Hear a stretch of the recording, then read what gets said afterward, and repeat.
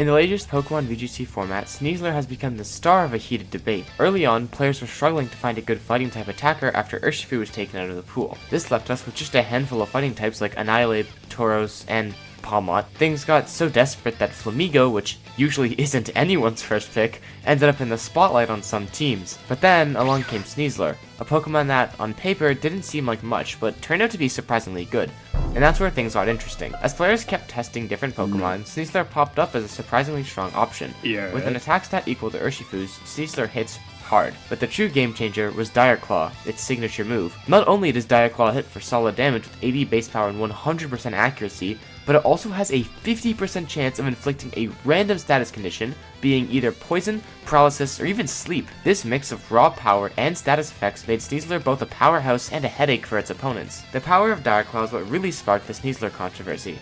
With a 50% chance of causing one of 3 status conditions, the move can completely turn a match around. Poison is annoying enough, but when Dire Claw lands paralysis or sleep, it's a nightmare for opponents. Sleep in particular can take Pokemon out of commission for a few turns, which in a fast VGC match can be a game changer. This unpredictable status effect causes tons of pressure, as opponents are forced to play around all 3 possible outcomes. The random nature of the status effects has led to plenty of frustration, as even the best planned strategy can fall apart if Dire Claw lands sleep on a key Pokemon at the wrong moment. So here's the big debate.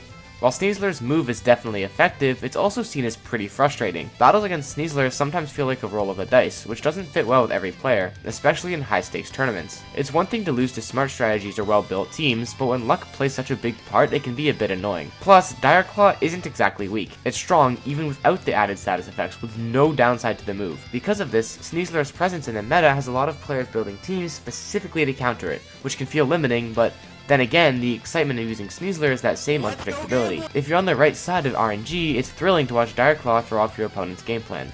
All in all, Sneasler's presence in Regulation H has made a big impact. It filled the void left by Urshifu and brought something fresh, even if that freshness comes with a side of frustration. Whether it will stay as relevant in future formats is hard to say, but it's clear that Dire Claw has left its mark. For now, players are divided between loving and hating it, which shows how complex the world of competitive Pokemon can get. It reminds us that VGC is as much about adapting to chaos as it is about executing the perfect strategy, and sometimes a little luck can go a long way. Thank you all for watching.